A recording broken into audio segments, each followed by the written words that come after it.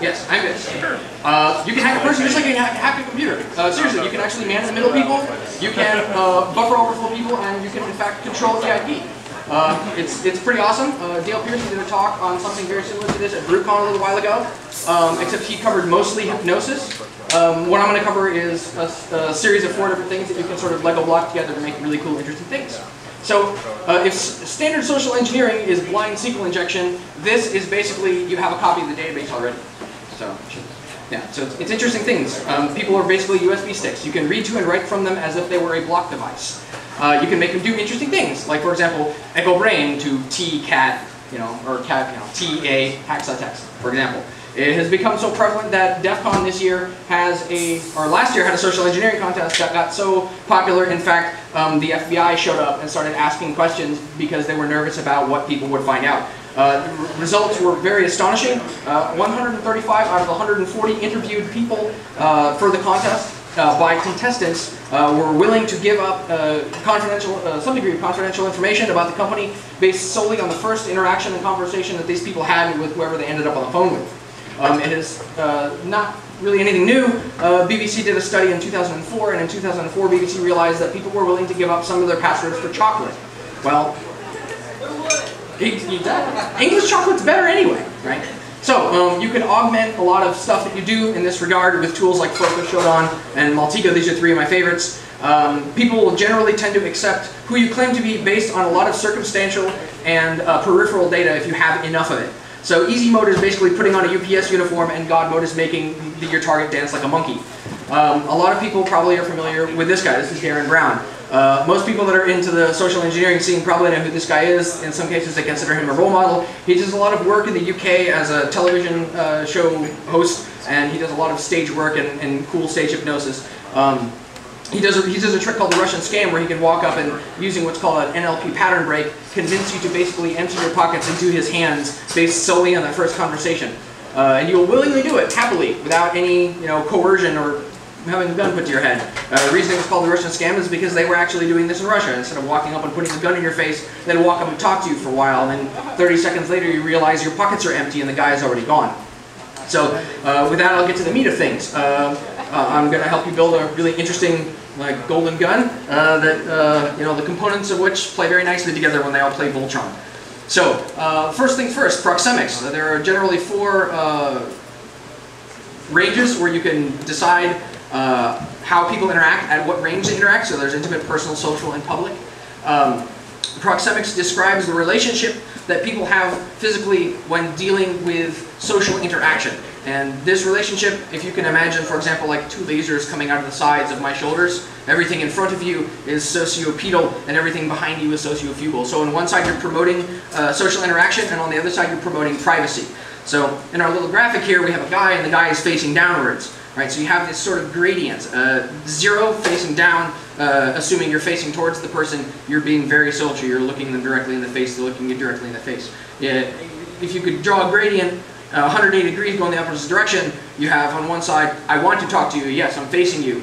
On the other side, fuck off. Right? So essentially proxemics is like LS with some arcs, right? You're getting a show of permissions. You can see from the person whether they want to be social or not, right?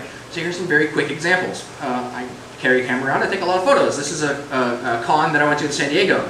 Here's a group of people that are interacting socially that I've surreptitiously taken a photo of.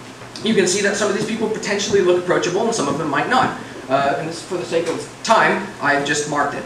Right? So you can see where people are approachable and where people are not. I have another example. However, this one does not look quite so promising. Here's a third. This one I see a lot of faces, I see a lot of hands with beer, I see a lot of people interacting. A lot of open circles, right, where there's like a pod of people with one person missing, right? So this looks fairly approachable, except for that couple in the back there that I want to stay away from.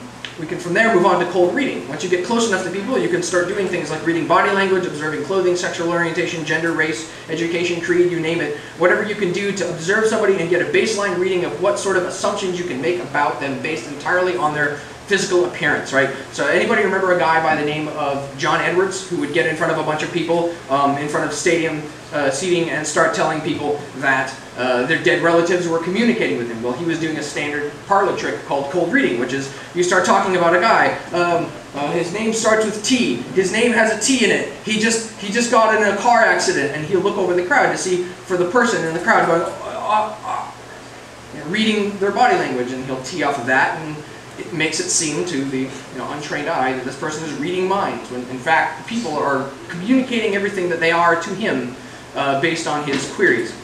Right, so once you move past cold reading and you start actually interacting with a person, you can move on to kinesics, which is reading body language, facial expressions, posture, mannerisms, things like that. So foot position, shifting weight, skin temperature, all of this really interesting stuff you can put together to get sort of an idea of what sort of emotions people are feeling, whether they are trying to communicate them verbally or not. You have, for example, if anybody's ever seen the show Lie to Me, it's about something called microexpressions. Microexpressions are, it's a race condition between your subcortex and your cortex, where your subcortex fires and says, you should be feeling really fucking pissed off right now. Somebody ruined your Minecraft server, stole all your bitcoins.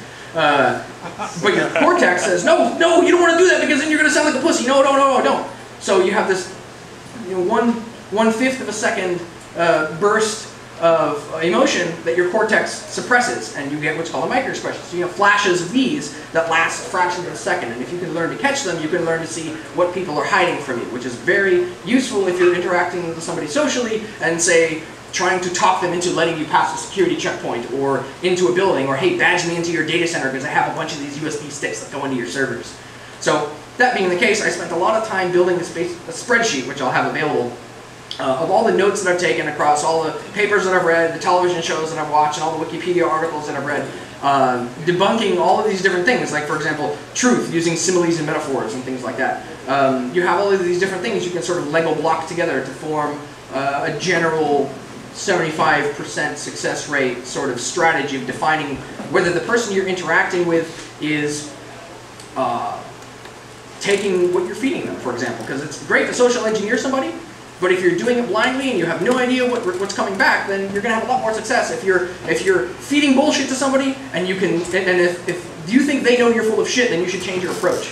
If you can't tell that they think that you're full of shit, then you're destined to fail, right? So here's some quick examples. So facial gesture, or facial expressions, Paul Ekman and David Matsumoto basically said facial expressions are universal, right? So you have your 7 basic emotions, and they're expressed in a bunch of different ways. This one looks like anxiety or fear, and you can see across a variety of different photos. It's generally the same thing. You see a lot of activity in the forehead, the eyebrows are pressed together and upwards, the eyes are generally wide, you see a lot of whites in the eyes. This particular expression is something that I love pointing out, because if you're seeing this during your talk, you're doing it wrong. This is boredom, this is disinterest, apathy, you name it. These people are not interested in whatever it is that you're doing. So you can go to the polar opposite of that and be, embarrassed. Maybe they're really interested in what you're doing or what you're saying, and they don't want you to do what you're doing or saying anymore. So you can see a lot of activity in the forehead, big wide eyes. The touching of the forehead is a good, an emblem, which is a word to describe substitutes for words and phrases. You have emblems like hand gestures and movements that describe, you can communicate to people entirely with gestures and movements, right? So here's another great example, is people trying to explain what's going on, and you can, like, Kaminsky's pissed at something, maybe, I don't know. But you can, people describing mechanical movements using their hands and talking about moving parts. These are called illustrators. These are physical gestures used to help reinforce verbal messages, right? So beyond that, you can start looking at the eyes, and hilariously enough, your eyes are basically hard drive lights. So in this particular image here, we have the C acronyms to the left, and the R acronyms to the right. So this is within the context of you are looking at this person, right? So the way I try to remember it is right is remembering, left is lying, which is, it helps me remember it, but it's not entirely true, because just because they're looking left doesn't necessarily mean they're lying. If they're looking left, in this particular case, it means that they're accessing the creative portion of their brain. They don't necessarily have to be completely making shit up, but they may be making something up, right? And if they're looking to the right, it's visually remembered, right? So you have visually created, auditory created, and F, which stands for feeling and kinesthetic, like imagine what it feels like to walk on the beach barefoot, for example. And then on the other side, you have visually remembered, auditory remembered, and AI, which for some reason they've marked as internal dialogue. So interesting things to keep in mind. However, there is a gotcha. This is a picture of Shannon Morse from Hack 5, and you can see that she's left-handed. Left-handed people, generally speaking, This is reversed. So you have to get a baseline for the person that you're talking to or interacting with, because if they're a lefty, this is backwards. So, cold reading kinesics are basically reading from people. You are chmod A+Ring a person. Now you can see what your permissions are. You are changing your permissions so where you can read from them, which is wonderful, because once you can read from something, you start wondering, well, how do I write to it? Okay, so NLP. NLP is very, very prominent in marketing, religion, commercials. For example, marketing equipment that will like make you choose tea, for example, over choosing coffee. It's often used in hypnosis. It takes advantage of typical programmed responses and gestures, like I mentioned before with Darren Brown's Russian scam. It employs what's called an NLP pattern break. It can be used to influence people. It can be used to temporarily override thoughts and feelings. And it's generally what you see used by car salesmen and marketing and salespeople. But I think that's a really weenie way of using it, because you can do a lot cooler stuff with this sort of thing. So, anchoring is a part of NLP that's really, really clever and crafty. It's a term that's used to link a physical thought to a feeling or an impression. Like, for example, smells, thoughts, or smells, sights, colors, things will evoke certain sort of memories. That's basically a form of anchor, an NLP anchor. It can be a simple touch to the shoulder, or a touch on the hand, or a way somebody shakes your hand. It can be used to evoke a variety of different types of emotions. And if you've ever noticed, you've gone to talk to a salesperson at a car dealership, they'll shake your hand a certain way, they'll be really touchy, they'll touch your shoulders, and they do things like that. They'll talk about something like, try to evoke memories of you feeling very happy, and they'll touch you a certain way, and then they'll try and have you evoke memories of feeling really shitty, like a really bad sales experience, and they'll touch you a different way. And then when it comes time to sell you the car, they'll touch you the happy way. That didn't come out right. So, NLP is becoming very friendly. So it's adding your UID to their GID and being able to literally write to people. So you're chmod G plus WX. Proxemics leads to cold reading leads to kinesics leads to NLP, and all together you have chmod 777, and chmod 777 is give me your car keys, badge me in, you're done.